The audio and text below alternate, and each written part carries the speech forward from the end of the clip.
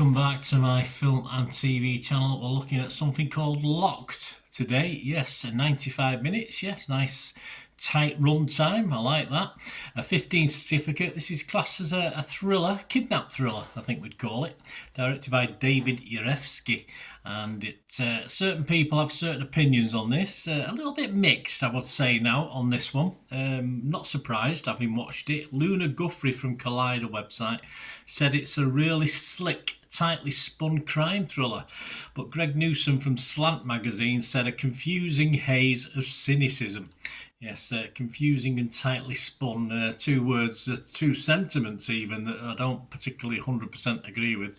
The cynicism is there.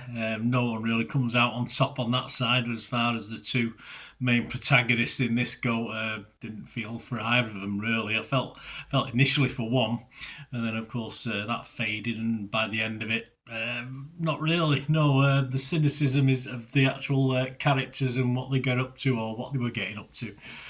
Sort of wins out the day, unfortunately. This stars, yes, Bill Skarsgård and Anthony Hopkins. And it is an English language remake of the 2019 Argentine action film 4x4. So if you've watched that, yeah, unless you want to watch Skarsgård and Hopkins, which nothing wrong with that, I suggest other people who watch both said there's no real point in watching this one if you've watched 4x4. As far as story is concerned, of course, if you want to watch the actors, I wouldn't put you off at all.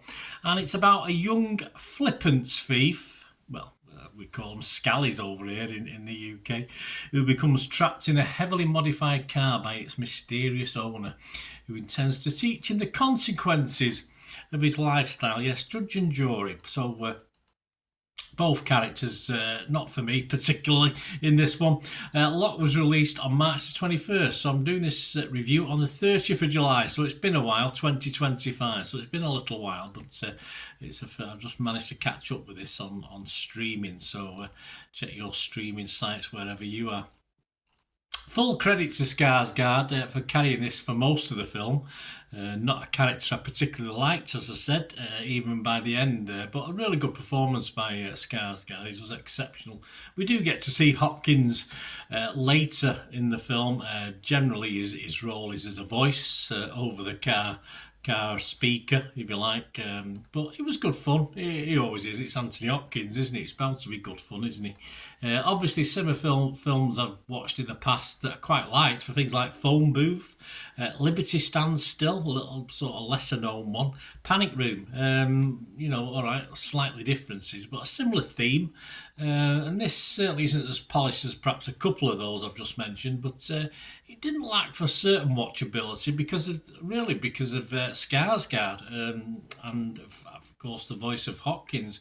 But as I say, it was worth a watch because of those two main players.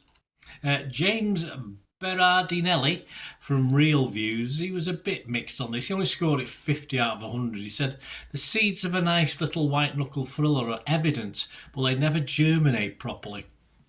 The end result is profoundly disappointing and can't be saved by the few individual moments that do work. Yeah, I think the feeling there's a lot of mixed reviews on this. We'll talk about the Metacritic reviews later on, and this is possibly the reason that it's very. I can't be disappointed though. I can't be disappointed as James was because more or less panned out as I thought watching this. So I can't be disappointed with something that follows a pattern of thought. I didn't expect a lot particularly, so I wasn't really too despondent when it sort of only works in bits, and that's what it did. It only works some of the time, doesn't work all the time. It doesn't grab you totally for the 90-minute runtime, but there's little bits in it that were okay. Nick Bithrow from Screen Rant, he was a bit kinder. He scored it 60 out of 100. He said, despite lacking the same polish as many other movies the two leads have been in before, it's still a thrilling roller coaster that offers plenty of twists and turns, making for a generally interesting addition to both actors' careers. Well, interesting, not a word used a lot in reviews on this film, but I don't believe this has damaged either actor as far as credibility is concerned. Some actors say, "Oh, I wish I didn't do that film. I wish I didn't do this film." Certainly not to that stage on this one. Frank Sheck from Hollywood Reporter, he sort of liked it as well. He scored it 6. He said, it all plays as artificially as it sounds, yeah, but it's totally directed by David Yarovesky, who did Brightburn, of course. Locked manages to maintain its silly but arresting premise, absolutely, throughout its fortunately brief running time. I think I said that at the top of this vlog, didn't I? Runtime was spot on for me, for what we get. Nice and tight, got it out of the way, got it done and dusted. But it is sort of once watched relatively easily, or soon forgotten, that's for sure. There's nothing to glean from this if you've seen the original, as I said, so don't bother unless you want to see Skarsgård and Hopkins, who do a pretty good job in this. And there's a Skarsgård versus Hopkins battle, which is what it turned into. Yeah, it's always worth a look, this. It's not a total waste of time, or your time or my time, at just under 90 minutes runtime when you take out all the credits and stuff like that. So anyway, looking at the scores, as I said, a little bit mixed. Rotten Tomatoes are okay, 64% positivity. That's based on 76 critics' reviews. An average rating of 5.9 out of 10. That's 49 fresh and 27 rotten. So a big chunk of rotten, but a lot more in the fresh camp. And of course, make that 49.50, but only just. I'm probably 49% fresh on that one. The website's consensus: matching up Bill Skarsgård and Anthony Hopkins is a battle of wits. Locked is loaded with plenty of clever jolts, even if it doesn't quite know where to park its story. There you go, see, they always try and get the old puns in, don't they? Metacritic, their average just 45 out of 100, so that's a little bit down on the norm, based just on 10 critics. So 2 were positive, but 6 were mixed and 2 were negative. So make that 7 mixed, I think I'll be. Rotten Tomatoes audience, 3.8 out of 5. That's good, that's okay. Metacritic users, not so good, 4.4 out of 10. And the one we always look at before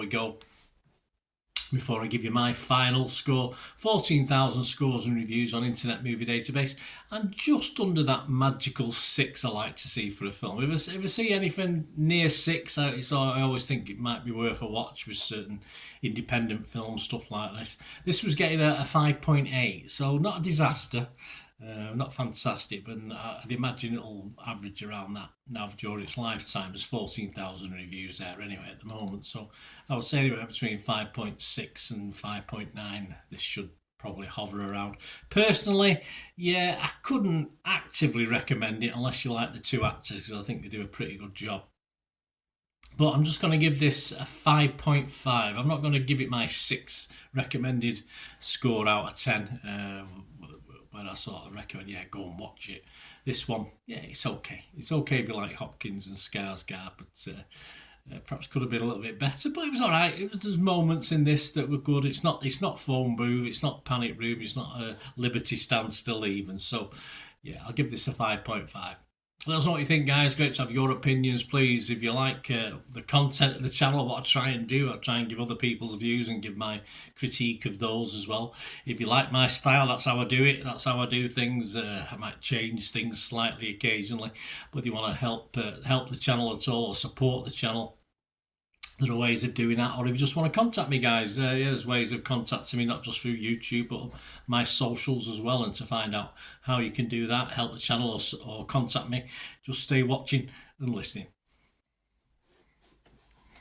Hi again, hope you enjoyed the feature, guys. Thanks for watching. Please, if you did enjoy the content, please give us a thumbs up, and if you've not already done so, press that subscribe button. If you've not already subscribed, that'd be wonderful. It's free to subscribe, absolutely free.